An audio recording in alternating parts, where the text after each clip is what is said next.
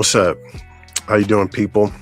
It's your boy Anwar Amir Sharif, and here, sharing hopefully, which will be some wisdom, some knowledge, and something you can take, into your studies, your wisdom studies. This is the Melchizedek House, but I'm going to be putting this on some other channels, just to get the word out that we've got some school starting up at the Melchizedek House. So we'll get into it. So this is about Enoch. Enoch's important to me because, um, you know, I was going through the Bible, and at a point in time, I was looking for everything supernatural because I was believing that, God wanted all of his children to be operating in the supernatural, whereas, our supernatural selves or supernatural abilities should be more natural and more normal. And as Yeshua said, we're here to heal the sick and proclaim the kingdom, right? And so Enoch caught my eye because where he was fitted or fixed in time, but then he was taken out of time, taken off of the earth, right? So we start, I'll just get right into it because I want this to be short and sweet. Enoch first pops up in Genesis 5.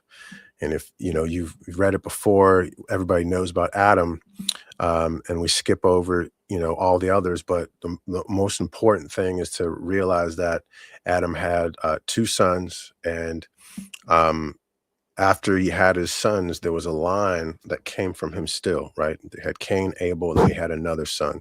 His other son was named Seth, right? So from the line of Seth, we have Enosh, Kenan, Mahalalel, Jared, and then Enoch, which is seventh in the generation, and that's a number of completion. Methuselah, the oldest living man ever, just about, that we know of in the Bible. Lamech, who ends up being Noah's father in the 10th generation, which symbolizes divine completion, the law, responsibility, and the perfection of order. So it represents a complete cycle of a system. And obviously, if you know Noah, he was, after him, there was no one else left on the earth who would actually be able to carry on God's purposes and God's will. And so he found Noah to be clean enough, and he wasn't, seen as righteous enough, right? But he was clean enough, right? His DNA had been undefiled, and he was a man that was living within the laws, the natural, immutable laws of the universe, of the Creator. And so Genesis 5, it says, Enoch had lived 65 years. He became the father of Methuselah. And then after he became the father of Methuselah, Enoch walked faithfully with God 300 years, had other sons and daughters. Altogether, Enoch lived a total of 365 years. Enoch walked faithfully with God. Then he was no more because God took him away. Boom. That is almost a red pill moment, because God did something to somebody outside of the New Testament. The miracles that we believe only happened in the New Testament, they actually happened a lot in the Old Testament. And we'll get there, shortly with other teachings. But Enoch is front and center. And I went through some apocryphal texts, some other wisdom books, the book of Jasher. Enoch lived 65 years and begat Methuselah. Again, he walked with God after having begot him, served the Lord, and despised the evil ways of men. That's very key. And the soul of Enoch was wrapped up in the instruction of the Lord, in knowledge and in understanding, and he wisely retired from the sons of men and secreted himself from them for many days. So he pulled himself out of society, pulled himself out of having to be around people, maybe, I don't know. And it was at the expiration of many years, whilst he was still serving the Lord and praying before him in his house, that an angel of the Lord called to him from heaven. And he said, "Here am I." And he said, "Rise, go forth from thy house and from the place where thou dost hide thyself, and appear to the sons of men, in order that thou mayest teach them the way in which they should go, and the work which they must accomplish to enter into the ways of God." So essentially, Jasher, Genesis, they give us this operation, understanding that Enoch was walking with God. He was tending to, whatever it is that God was calling him to, praying for other people, being in community with God, having oneness with God, worshiping with him, talking to him. I mean, so much to the point where he enters into these states where an angel can pop in and begin talking to him, right? So that's, unity with God as I see it, unity with the Godhead, the source, allows us an opportunity to see the world and see the spaces around us as different than they really are. And also on top of that, allows us to move in congruence with him and not with, what's going on the outside of the world, right? There are ways of men in the world and there are ways of men and women that are consecrated or wanting to be consecrated, wanting to be light here on the earth, wanting to love creation and including all people, right? So Enoch's important to me, and he caught my eye because as I was doing, a study, I noticed, there's a timeline I found, which was very helpful. I'll probably post this up somewhere, probably in the description somewhere. But if you look at Enoch and his life, goes from roughly 34 BC to about the 10th century. So he lives 300, these people are living a long time. His life extends only 365 years, but his teachings outlive him because Enoch obviously passed on his information to his son, which his son outlived his son, just about, right, Lamech. And he lived such a fruitful life, this Methuselah, that he was able to live long enough to see his grandson, right? His grandson was Noah. Now, Noah had sons. He had, one of them was Shem, right? And Noah lived long enough to actually have community with Abraham, right? So Noah, we talk about a period of time in the Bible where it's called the days of Noah, right? So as in the days of Noah. So in the days of Noah, um, we'll jump on down to Matthew 24. This will give you a picture of not just Noah's day, but also Enoch's day, right? So Enoch, we already know, he despised the evil ways of men. What were these evil ways of men, right?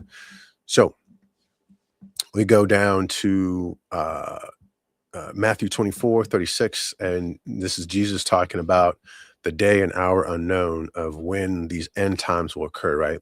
So he says, but about that day or hour, no one knows, not even the angels in heaven, nor the Son, but only the Father, the Creator, the source. As it was in the days of Noah, so will it be at the coming of the Son of Man, right? So right now we're in a period of time where we're waiting. Christians, Buddhists, whoever, even people that honor the Quran, Jesus is a figure, right? For all of them. Now, how you treat him and how you know him, that's up to you. If he's just Christ consciousness and he's just a way for you to watch, that's whatever, that's between you and God. But what's more important is for most of us to understand that there's a point to us being here in this time, in this day and age. These days are like the days of Noah, right? So for in the days before the flood, right, before the cataclysm, people were eating, drinking, marrying, and giving in marriage up to the day Noah entered the ark, and they knew nothing about what would happen until the flood came and took them away, right? So that's how it will be at the coming of the Son of Man. Now, when you read the scripture, you say, well, that's not a bad deal. People were eating, drinking, marrying, giving it. What's wrong with that? It was much more than that going on. Okay. Before the days of Noah, or in the days of Noah, there were also giants on the earth. Okay. If there are giants, then they're Nephilim. If they're Nephilim, then they're eating people, just point blank. Okay. So we will do a series on that. At some point in time, I'm pretty sure. But just know that when it talks about evil, it's talking about the eating and the leading of people, the sacrificing of actual people, right? We're talking about using magic and incantations with the negative polarity, negative frequencies, and the demonic entities to create a situation where people have power and sovereignty over others, right? So this wasn't it wasn't just the fact that they were living and going about their lives and they said, oh, they forgot about God. It was they were doing things that were in the face of, they were at God or against God rather, right? So their lives were not there to help their fellow man, or they weren't there to build relationships, or they weren't there to help out creation. It basically, the people on the earth raping land and everything else in sight. And so um, it's very interesting and very timely that, in my own walk, my own call, um, I started reading the book of Enoch. If you look at the book of Enoch, it actually starts off with, this book is for a coming generation, not yet on the earth, right? I believe we are that generation. We are being called to understand what it is we're actually looking at here on the earth, what it is we're living in, what it is we've been taking in as information, as wisdom, and what systems are around us that are actually creating a false sense of security or false sense of righteousness, even, right? So I'm not going to call out any religious systems right now. However, if we're in the days of Noah and people are needing wisdom and knowledge and understanding as to what's going on there, and we're not getting it, right? Then how are we going to thrive, as created beings who are here to heal the sick and proclaim the kingdom, right? So I brought up Enoch. This is just the first one.